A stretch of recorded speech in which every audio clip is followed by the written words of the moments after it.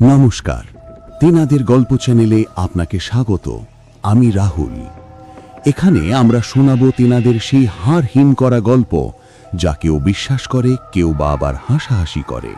কিন্তু রাতের অন্ধকারে যখন আপনি একা থাকবেন, তখন সেই অবিশ্বাসও যেন এক ভয়ঙ্কর পরম সত্য হয়ে ধরা দেয়। যখন মনে হয় চোখের আড়ালে কেউ একজন চুপি চুপি আপনার প্রতিটি পদক্ষেপ লক্ষ্য করছে, অথচ পেছনে তাকালেই চারদিক একদম শূন্য।